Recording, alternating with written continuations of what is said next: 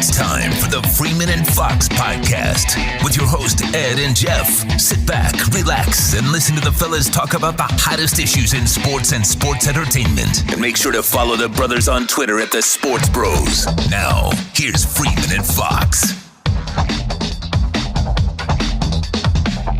Welcome back, everybody, to the Freeman and Fox podcast. E.W. Freeman, Jeff Fox. We are here with you. A post-NFL championship podcast. We wanted to give our thoughts and, ideas on what went down on this past Super Sunday. You notice I said NFL championship because I don't want to get sued. You know, they got a big patent on Super Bowl. They want everybody to use big game, so I'm just going to use NFL championship because that's what it was. But even for the media, that you can't say Super Bowl anymore? No, you never could. What's the Super Bowl? Yeah, it's been like 3 or 4 years, maybe longer than that, where they didn't, they wanted to hammer down on people saying Super Bowl. I don't think that applies to us. I'm just saying. You must haven't been listening to the radio all last week because nobody was saying Super Bowl. They'd say it, Super Bowl. It's not like they're going to come after you. Most of the people were just saying big game. Straight up big game. But the big game, the NFL championship, the Super Bowl, is now done. It is in our memory. The Denver Broncos win it, albeit a surprise, I believe, for a lot of people. Going into the game, if I could just backtrack a little, I actually picked Peyton Manning. I don't want to say I picked Denver, but I guess if I picked Peyton Manning, I did pick Denver to win it because, I was one of those suckers that wanted Peyton Manning to go out with style, with the championship ring. But I found myself, Fox, during the game, every time that the Panthers made a mistake, I was getting mad. I was like, damn it, why are you dropping the balls? Damn it, Cam, get out of that. Don't get sacked. I was actually rooting loudly for the Panthers, but my heart wanted Peyton to win it, crazy as it may sound. Yeah, it's understandable. I mean, it's a great player, an iconic player, once a generational type player. While he was all of that, I felt no such love or pity because I just kind of knew that the media would make this so all about Peyton. And while he is on that Kobe-type level, E-Dub, and obviously I've got a lot of love for Kobe Bryant, and I remember feeling the same way towards the end for Dan Marino and Larry Bird and all these people. So Peyton Manning, his legacy is sealed, whether he won the game or not. But I thought certainly he kind of Trent Dilfered his way to another Super Bowl. Oh, yeah, no doubt. We could talk about the game. I believe he had a sub 100, passer rating, threw for 140 yards. No doubt about it. They won that game in spite of Peyton Manning. Von Miller, the MVP. People were tweeting Von Miller's MVP like midway through the fourth quarter. That defensive line and those ends, DeMarcus, where everybody, that defense carried them, no doubt about that. But in one sentence you'll say that Peyton Manning, people talked about this Super Bowl and it was all about him, which I disagree. I think it was all about Cam Newton leading up into the big game. Peyton Manning was there. He wasn't an afterthought, but it was like, well, he's got no shot. So why even bother, focusing on him? This will be his last game, win or lose, but more than likely he was going to lose. You say that win or lose, you didn't think his legacy was going to take a hit. I disagree. I think if he lost that game, and even though people were kind of hedging their bets already, saying that they've got no shot against Carolina, but I think that had he lost that game, you're talking about Peyton Manning, 1-4 in Super Bowls, greatest regular season ever, but he could get it done. It's gonna be, it would have been 1-3 in Super Bowls, but could have never gotten it done, again after that first try. Yeah, but E-Dub, the way I see it, his legacy would have stayed the same, because people already have their opinions of Peyton Manning. Their opinions is basically that this guy's a great regular season quarterback, probably the greatest regular season quarterback in the history of pro football. Correct? You would agree with that assessment, right? Yeah, I agree with that, yes. The greatest regular season quarterback ever. And that's not going to change. Peyton Manning doesn't have a stellar record in the playoffs. He was, sub 500, I do believe, going into, or right at 500 going into this postseason. He hasn't been special. He doesn't have it anymore. I mean, all this guy can do is guide an offense or maybe run the scout squad. Trust me, Peyton Manning will not be back at quarterback for the Denver Broncos. Like you said, they won the game despite him. I think the Broncos totaled under 200 yards in the game. Peyton Manning cannot throw for 350 yards and 4 touchdowns. Those days are done. He's at the very, very, very end. Well, agreed. I agreed to that. But I'm just speaking to his legacy. So if he lost the game, don't you think folks would have looked? Granted, they don't remember how you lose. They just remember that you lose. That you lose, yeah. And the fact that he would have been 1-3, but nobody would have, Well, it wouldn't have tarnished his legacy. No, I don't think it would have been a tarnish, but he is Peyton Manning. I mean, think about that. He is that regular season guy for 18 seasons or whatever it's been. He has been the guy that, when we see him during a regular season, when we know our team is going up against that Peyton Manning Indianapolis Colts, or, even maybe year one Peyton Manning led Denver Broncos, year 2, that you're in for a fight. You're in for the guy. You've got to play against the coach that is on the sideline, whether it was Tony Dungy or John Fox or whomever. And then you got to play against that coach on the field, and Peyton Manning, which a lot of people thought he was or think he is. And I think that his stature as that regular season guy would have taken a hit a little bit only because he's Peyton Manning and there's another guy named Manning that has more rings than you. No, that can't be. At least that now that you guys are tied, and albeit he's tied, and like I said, the defense really carried him, and they won in spite of him. But he's tied now. He can say that, oh, well, me and my brother have 2 rings. Nobody's looking at Eli Manning because of his regular season and, because of his demeanor and everything. Nobody's looking at him as like, that's that Manning. You know what I mean? Right. The Manning is Peyton. We all know that. And when you come with the title of the Manning, you got to have a little bit more hardware than 1 ring behind you. So I think his legacy, it doesn't take a big hit. Not even if he would have lost, it wouldn't have taken a big hit. But there is that little bit of asterisk. Oh, okay, well, yeah, he went to 4 Super Bowls. He won 1. So you're saying that this win somewhat validated him a little bit. And, it looks good. In terms of postseason, I believe. It looks good on paper. He's 2-2 in the Super Bowl. But trust me, this dude, I mean, the Broncos were running the ball with 6 minutes left in the game. They shut it down. Yeah. Yeah, they said, don't mess it up. Yeah, don't mess it up. We're just going to hand the ball off no matter what, because we know we've got an all-time great defense. That was one of the all-time greatest defensive performances that I've ever seen by Von Miller. I mean, he was just like a runaway locomotive. He reminded me of Lawrence Taylor or Derek Thomas. He was unblockable. Right. I mean, not even the blind side, Michael Orr could do anything with those guys. He and DeMarcus Ware. And they totally wrecked the Panthers' game plan, which I thought that Mike Shula, who got a lot of praise and high marks during the regular season, should have made some sort of adjustment during the game. He did not, and he failed Cam, and he failed his football team. I thought Mike Shula deserves a lame ball for that game, for the way he called that game, because Cam Newton had no shot. If you can't block those guys, not even for a few seconds. Yeah. I mean, he literally had no shot. Well, if Mike Shula deserves a lane ball, then Wade Phillips definitely deserves a game ball. Absolutely. They played to their strength. I mean, if this game was played, if Cam Newton had to go against Peyton Manning, mano y mano, it would have been a no contest. But all Peyton Manning had to do was hand the ball off and let his team play defense and wait on a couple of Carolina scores. Miscues rather, and that was all she wrote. Cam Newton was not. I mean, they got 1 drive in, but to march down the field against that defense, that shows you how powerful a Denver defense is. It was damn near impossible. And Cam Newton is speaking of him, the other quarterback, obviously in this contest in that Super Bowl. The hype was surrounding Cam Newton because of the season that this team has had. They finished at 18-2. And they obviously fall short in the Super Bowl, but the hype was around him. The hype was around this guy who has been celebrating all year long and dabbing and giving the footballs to kids and all of that. I know we'll get into all of that, which we don't have a problem with, the things that he did during the regular season.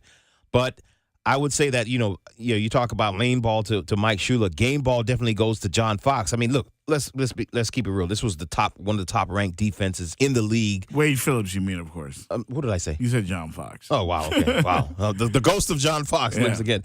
But, definitely Wade Phillips, he gets that game ball because, he decided that, hey, this is what we're going to do to disrupt this guy, Cam. This is what he hasn't seen pretty much all year long. He's been able to carve up defenses. He's been able to carve up secondaries because he hasn't seen anything like what we have. In our front line and our linebackers and our ends. I didn't think they could do it, Ed. I did not think they could do it.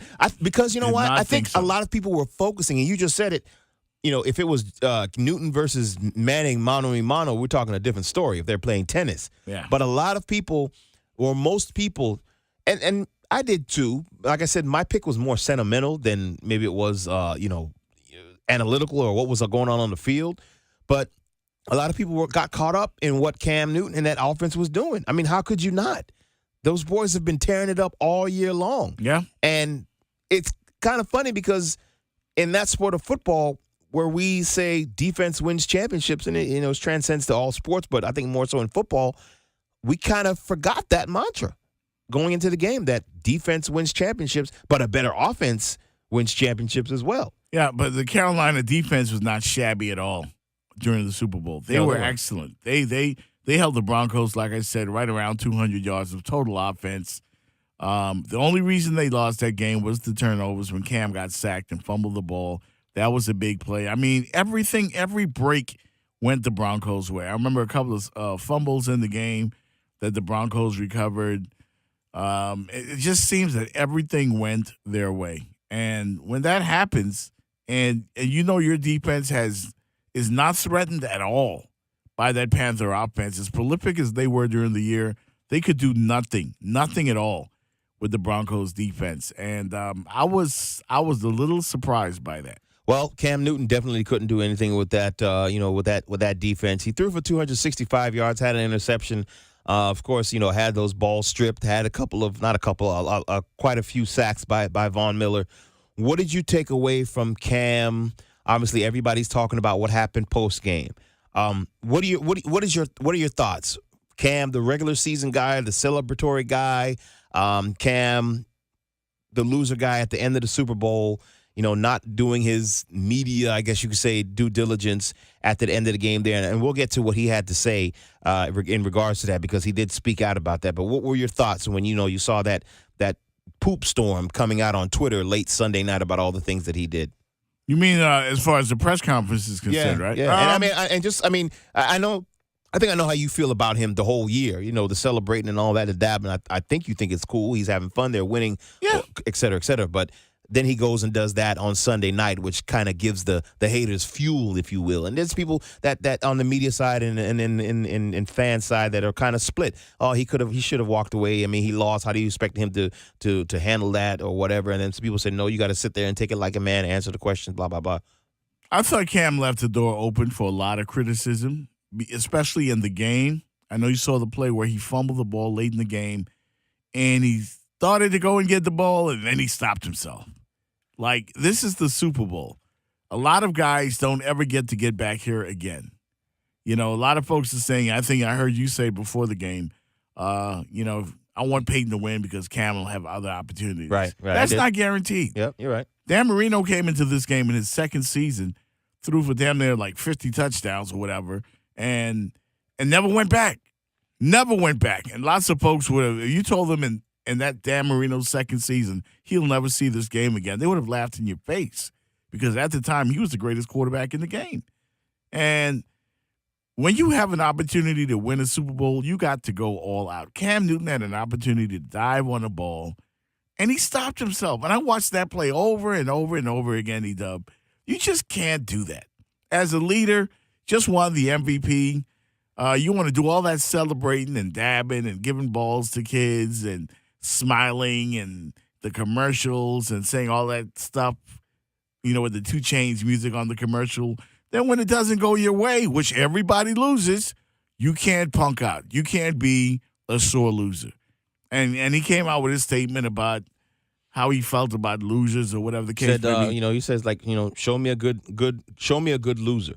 He says, I'm on record as being a sore loser. He quotes him from the Charlotte Observer. I hate losing. You show me a good loser, and I'll show you a loser. I hate losing. Michael Jordan hated losing so much, in fact.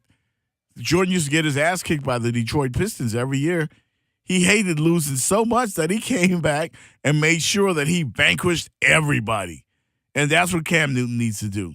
I get what he said about letting his raw emotions show, but that was not the way to do it. It just was not. And he left the door open to criticism. A lot hasn't actually been reported about that situation. And, you hear me out here. I don't want to sound like I'm giving excuses. I kind of look at things differently. I look at things from the psychology of the athlete and, how they're feeling, what they're faced with at the time. That's a tough time for any game. Your regular season obviously is tough. Championship playoffs, it's tough because you're done. But the Super Bowl, obviously, that is the toughest of them all. But what about the stage? What about the context in where he was when he was answering the question? The NFL, for some reason, Fox, had both teams, both players from each team, answering questions about 10 feet away from each other. That what they did on Sunday was akin to, we've been to NBA finals. Mm-hmm. We've been to the room, at the end of the finals where they're sitting on the table and they're addressing the media. What the NFL did was akin to the NBA having the Cavs and the Golden State Warriors split a room down the middle and have to answer questions. I mean, you could hear, I think his name was Harris. Yeah, that was Chris behind. Harris, Chris Harris behind him, talking about how they stopped Cam. And Cam is in between listening to the people asking questions. He's hearing this guy 10 feet away from him saying this, that, or whatever. We had to shut him down. We stacked the box, blah, blah, blah, blah, blah. Not giving it an excuse. I'm just wondering why that setup was there in the first place. But getting to him and how he handled it, I wish he would have stuck around, and maybe answered the questions. And the way he was answered, I don't have a problem with you being upset. I don't have a problem with you giving one-word answers. None of that. Now, had he stuck around, we would have heard somebody say, well, he didn't really say anything. And that's why I would have had a problem with people saying, okay, well, come on, man. He just lost the damn game, the biggest game of his life. You can't expect the guy to just be full of, words and just tell you everything that you want to hear. I get that. But, I do wish that he had stayed because it gave people fuel to talk about more about him, the guy that likes to celebrate in times of winning, but when it's losing, he doesn't want to sit there and he knows this. And he knows admitted this. to it. And he's I give him credit, unapologetic about it. Yeah. But he was wrong. He should have, I know about the circumstance, being able to hear Chris Harris' voice, maybe a curtain separating him from the Broncos and having to deal with that. But Cam Newton is not the first player to have lost a big game. And he's not the first player to do what he did sulk either. Right. He's not the first player to go through that type of pain. But he's the one that says how much he loves the game and he respects the game. He should respect it enough to at least stand up there like a man and answer questions. Because what he's showing all of those kids that he gives those footballs to is that you can pout and be a sore loser and give one-word answers and just suck at losing. I mean, again, he doesn't want to be good at losing. Nobody wants to be good at losing, but you still have to have enough respect for the game and the stage to at least conduct yourself in a better manner. I thought he failed in that opportunity tremendously. Freeman and Fox, the podcast coming at you. You can make sure you follow us on Twitter at The Sports Bros, also on Facebook as well at Freeman and Fox. I figured you'd say that way because you're kind of old school. I want to defend him. I heard everybody on radio that is old school, that is like not even say everybody, but most of the old school, from the Joe Roses to a lot of people, we're pretty upset at how he handled that. And there were some other people that were kind of like, all right, I can see where he's. I guess they more so take in his passion and his love for the game. Now, you may see it as disrespect when you're doing something like that. Other people may see it as, well, wow, he's really, really like. It really. Let me tell you hurts. something he done. In 1979, and yeah, I'm old school, but 1979, Larry Bird lost the national championship game to Irvin Magic Johnson. That was, at that time, the game of the century. That was like the biggest game in the history of college basketball. And Bird lost. And Bird was not in a good mood after that game either. It was short answers, head down, devastated. This has been going on for years. That's all I'm saying. But yeah, it has. But let me just cut you off real quick. I think is it only a big deal because of the people that he was talking to are making it a big deal? No, it's a big deal because Cam Newton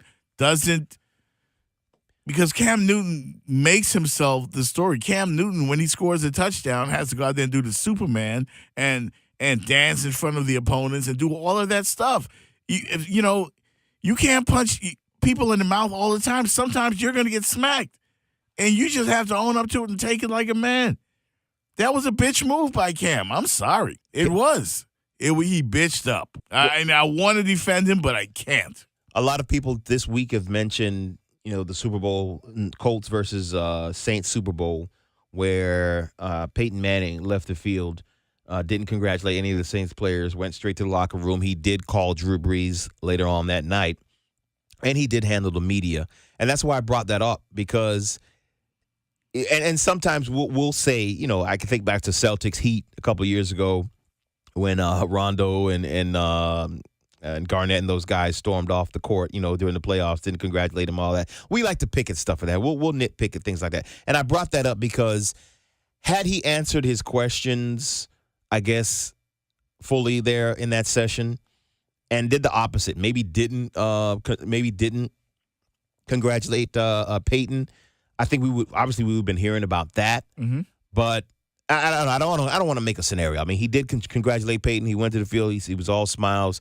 Then he went to that room. He didn't. I think the media has a little bit to do, because it's the media, has not even a little bit, a lot to do with our reaction towards, how he behaved in that session. I wanted so much for Cam to win this game because there seems to be a double standard, and we've seen it with the coverage after the game where everyone went overboard with the criticism, where, I was surprised that they weren't more Jordan memes with the crying face. Oh, there was enough. I don't know what you got to keep. I really didn't go on Twitter. Game up. Boy, no, I didn't do a whole lot of it because I was drinking somewhere and enjoying the night. It kind of brought me down a little bit, but I knew Cam was going to get it. I knew he was going to get it. And the fact that you brought up Peyton Manning walking off the field against the Saints, that shows some of the double standard that exists in sports. But at the same time, Peyton Manning, I don't remember him not doing the media rounds. No, I don't remember him when he wins.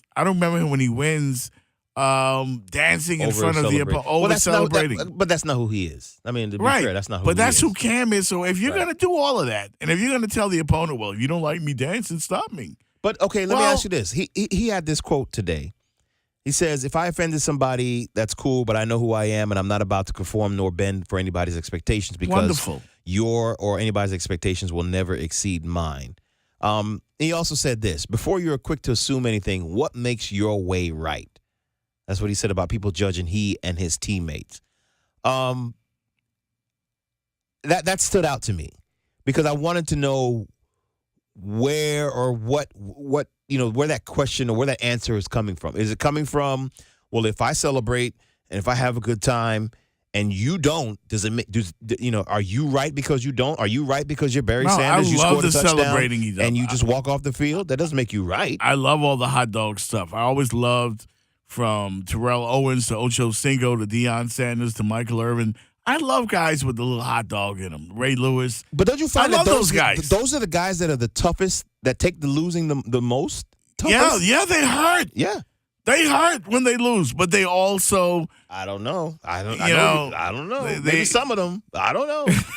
I don't know if they all they'll do the whole press conference and they'll have their heads down. They're not happy when they lose. Of course not. Nobody's happy when they lose. If you hear me and my cousin play Madden, you would think that we down there about to fight in there, because it's some yelling, it's some cussing. It's sometimes how many controllers I've smashed and had to go buy another one out of frustration. That's called competitive nature, competitive juice.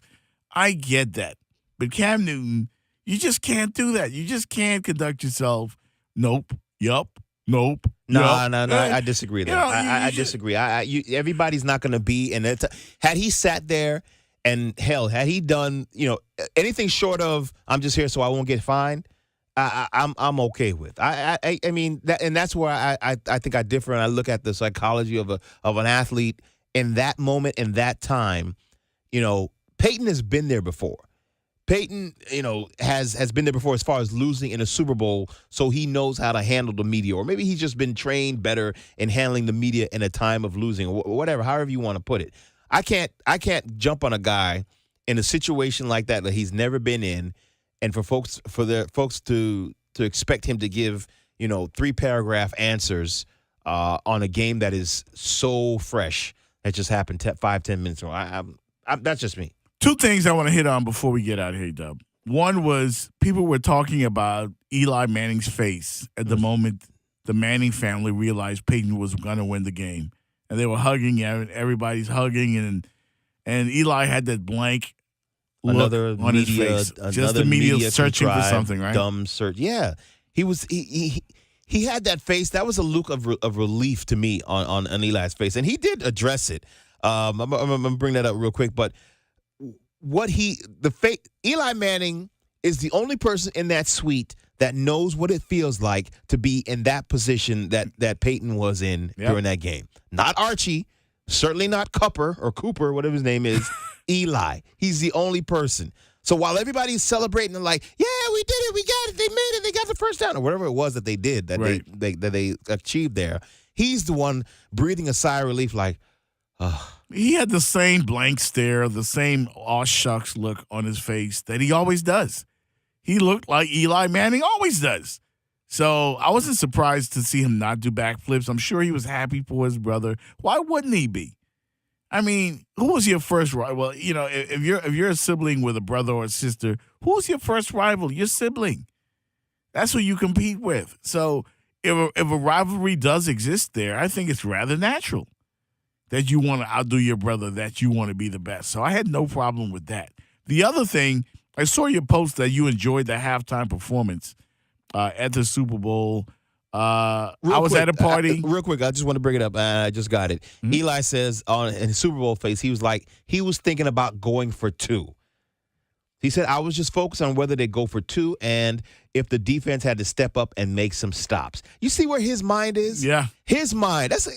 The mind of the football player is not the same as the mind of his mom, his wife, his sister-in-law, the kids that are in that suite. He's like, okay, he's thinking what the hell he would do in that situation or what he's going to advise his coach, and that's great. Not that, my brother's about to win a Super Bowl, I'm mad. Damn, get out of here with that, man. God, that kills me. Yeah. But anyway, yes, to the Super Bowl halftime, yes. Yeah, the performances, again, I was at a party. We turned on music. It got loud. We didn't even bother to watch because really? I've been disappointed so many times. I was not going to watch the halftime, in particular because I was the DJ and I couldn't wait to play music and finally hear some noise. But I understand that I missed a great halftime performance. And afterwards, all of the rave was about Beyonce and the message that she was trying to send and her using the Super Bowl stage to send a message. Yeah. She recognized the Black Panthers and Michael Jackson, and it rubbed some people the wrong way. And it seems like everything rubs somebody the wrong way. I'm glad Beyonce did what she did. Again, I saw the photos. I read the opinions and the columns and all the reports about it, and I commend Beyonce today. Yeah. For using that stage and that platform, which is the biggest in the world, to let her stance be known on how she feels about the state of America, Black state of America, Black Lives Matter, and all this other stuff that's going on. That was a powerful move by Beyonce Knowles. Well, I will tell you to, go back and watch the whole halftime because I want to start there. I thought it was one of the best, if not the best, that I can remember put together and produced halftime shows that I've seen in a long time. Just from the flow of, and regardless of what you think about Coldplay, I actually picked up a fan in me from their performance. And look, it says something about America. The people who complain about Coldplay won't complain about Bruno Mars and Beyonce because they are a different type of talent. Mm-hmm. They're singing, they're dancing, they're energetic. Coldplay, Whereas they're not bad, not by a long shot, but they kind of just stand there and they sing and they hop around the stage. It's different, right? Mm-hmm. So I'm a fan of Coldplay, but I like from the production standpoint, and that's how I look at things. When I see shows like that, I'm looking at how seamlessly we move from scene to scene, how we move from song to song, how the choreography is going. I'm looking at all of that, all right? And I was looking at that so hard and so much that I totally actually missed Beyonce's message. I heard the song the day before. They had released her song. They dropped the song the day before, worldwide, download, release, or whatever. And I heard some of it. I saw the video, and I heard some of the lyrics. And, she says, my daddy's Alabama, my mama's Louisiana. Mm-hmm. You put that Negro with the Creole. You got this Texas. I think she called her Bama, whatever. And the video, it looks like it's set in post-Katrina New Orleans with water everywhere and people, still suffering, things like that. The video has a lot of powerful images in it. And it didn't dawn on me when I was watching the halftime show that she was pretty much putting that message out there on that Super Bowl field. And it's funny that you said that because today on Facebook, somebody was talking about, hey, I'm not excited about what Beyonce did. As far as her performance, I'm not a crazy Beyonce fan is what their post was originally about. But I added to the post that, you know what?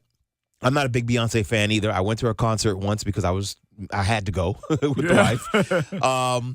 And, I've met her a couple of times. She doesn't seem like the most, personable person to me. But besides all that, I commend her for using that stage to get that message out at that time. You may not like it, but I don't hear folks complaining about Coldplay's slight subliminal message that they gave out to the LGBT community. Now, I don't have a problem with it. You may not have a problem with it, Jeff, but I don't hear folks complaining about that. And they did say something to the tune of we're going to get there one day or another or something, and it had something to do with their colors and, what they're wearing. If you notice, it was rainbowish, lots of multicolored things or whatever. So they did almost the whole show from beginning to end was about messages.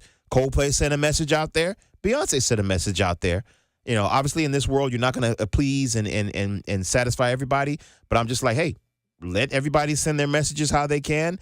As long as it's not, disrespectful, cool, whatever.